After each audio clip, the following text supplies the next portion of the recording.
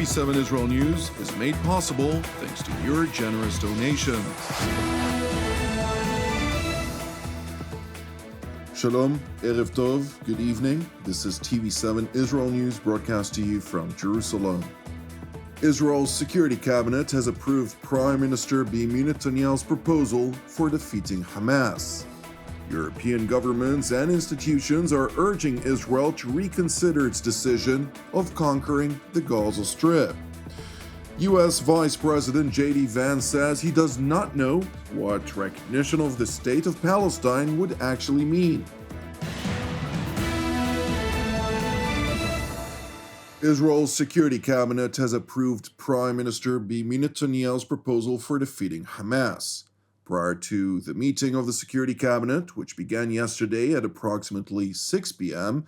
and lasted for well over 10 hours, Netanyahu gave an interview to Fox News, during which he expressed his intentions vis-à-vis the Gaza Strip. Will Israel take control of all of Gaza? We intend to, in order to assure our security, remove Hamas there, enable the population to be free of Gaza, and to pass it to civilian governance. That is not Hamas and not anyone advocating the destruction of Israel. That's what we want to do. We want to liberate ourselves and liberate the people of Gaza from the awful terror of Hamas. And you were in the Gaza Strip today. You met Palestinians who are fighting Hamas because finally they see that they have a future. They can rid themselves of this awful tyranny that not only holds our hostages, but holds 2 million Palestinians in Gaza hostage. That's got to end. Are you saying today that you will take control of the entire 26-mile Gaza Strip, as it was 20 years ago to this month in 2005? Well, we don't want to keep it. We want to have a security perimeter. We don't want to govern it. We don't want to be there as a governing body. We want to hand it over to Arab forces that will govern it properly, without threatening us and giving Gazans a good life. A vigorous debate ensued during the Security Cabinet meeting in Jerusalem, during the course of which IDF Chief of General Staff, Lieutenant General Eyal Zamir, presented separate options that would enable a final push to eradicate the Islamist Hamas once and for all. And while senior sources told TV7 that a vigorous debate included tense exchanges between some of the cabinet ministers and military representatives, the political security cabinet within Israel's democratic system ultimately decides. Meanwhile, at the culmination of the meeting, the Prime Minister's office released a statement in which it announced that the security cabinet, by majority vote, adopted the 5 principles for concluding the war. 1. The disarming of Hamas. 2. The return of all hostages, the living and the deceased. 3. The demilitarization of the Gaza Strip. 4. Israeli security control in the Gaza Strip. And 5. The establishment of an alternative civil administration that is neither Hamas nor the Palestinian Authority. The statement further notes that the IDF will prepare for taking control of Gaza City while distributing humanitarian assistance to the civilian population outside the combat zones. Moreover, in light of the separate leaks from the Security Cabinet, which acknowledged the previously referred to heated debates, the Prime Minister's office sought to clarify that a decisive majority of Security Cabinet ministers believed that the alternative plan that had been submitted to the Security Cabinet would neither achieve the defeat of Hamas nor the return of the hostages. It is important to know that while the Security Cabinet approved a plan to temporarily conquer the Gaza Strip, the approved plan includes a gradual escalatory offensive which would leave room for diplomacy that will include Hamas's surrender and the immediate release of all hostages who've endured over 672 days in Hamas captivity since October 7th of 2023. Meanwhile, multiple European governments and institutions have released statements condemning Israel's Security Cabinet decision and urging Jerusalem to change course. EU Commission President Ursula von der Leyen who merely stressed that the Israeli government's decision must be reconsidered without giving any additional details as to why. Dutch Foreign Minister Casper Veldkamp insisted that the Israeli decision does not contribute to demands to immediately improve the catastrophic humanitarian situation in the Gaza Strip, as he put it, nor does it help to get the hostages home. British Prime Minister Keir Starmer, for his part, also claimed that Jerusalem's decision will do nothing to bring an end to the conflict and insisted that it will only bring more bloodshed.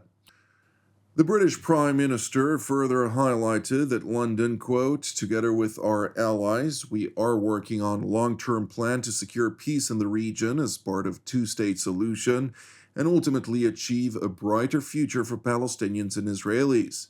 He did warn, however, that without both sides engaging in good faith in negotiations, that prospect is vanishing before our eyes. Meanwhile, in response to Prime Minister Keir Starmer's ultimatum for Israel, which essentially demands an end to the war, or else the UK would join France in recognizing a Palestinian state by September, it has now been revealed that Israel is considering canceling security cooperation with the United Kingdom if London would move ahead with its decision to recognize a Palestinian state. According to a report on Time magazine, Israel is also considering another possible response. Consequently, British officials have warned of severe consequences of severing the Israel-British security cooperation, stressing that Britain has much to lose. It is important to know that a senior official who asked to remain anonymous revealed to TV7 that the U.S. administration actually backs Israel's position vis-à-vis the Gaza Strip. Therefore, in statements relayed by U.S. Ambassador Mike Huckabee earlier today, the American diplomat stressed that President Trump remains supportive of Israel's right to defend itself. Up until this very moment, the position of the president has been that he respects that Israel has a right to defend itself. It has a right to determine how it does that. Certainly, we're a partner with Israel. We care very much about the way things go forward. But it's never been the role of the U.S. to dictate Israel's policy any more than it would be the policy of Israel to dictate our policy. Ambassador Huckabee went on to highlight that he is quite baffled by the fact that Western state actors are not laying the blame with Hamas, which is essentially responsible for the humanitarian catastrophe in the Gaza Strip. The president has made pretty clear that his biggest concern is that there is a humanitarian crisis and that something has to be done to urgently break the logjam. He's frustrated that Hamas has not been willing to reach any type of reasonable settlement. He's been very clear, I speak of the president now, that Hamas can't stay, they can't rule. It's time for them to disarm. It's time for them to give up and let all hostages go. That's been his position.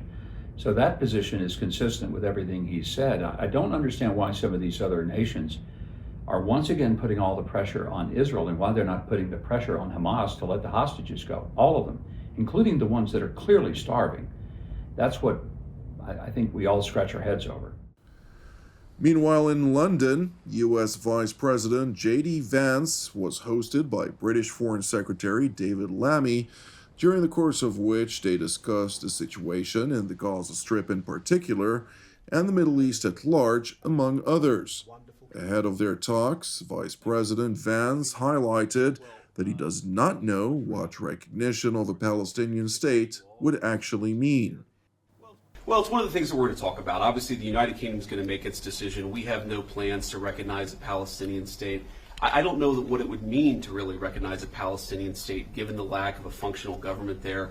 You know, what the president has made very clear is our two goals are very simple right now vis-a-vis the situation in Israel and Gaza. Number one, we want to make it so that Hamas cannot attack innocent Israeli civilians ever again, and we think that has to come through the eradication of Hamas. Second, the president has been very moved by these terrible images of the humanitarian crisis in Gaza, so we want to make sure that we solve that problem. I think all of us can work on how to solve that problem. Obviously, it's not an easy problem to solve, or it would have already been dealt with, but we share, I think, that focus and that goal. We may have some disagreements about how exactly to accomplish that goal, and we'll talk about that today.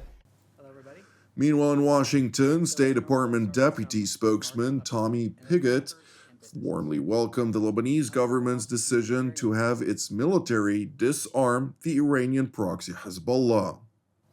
Nevertheless, in light of the complexity of the situation, he did caution Beirut that ultimately the credibility of Lebanon's government rests on its ability to match principle with practice.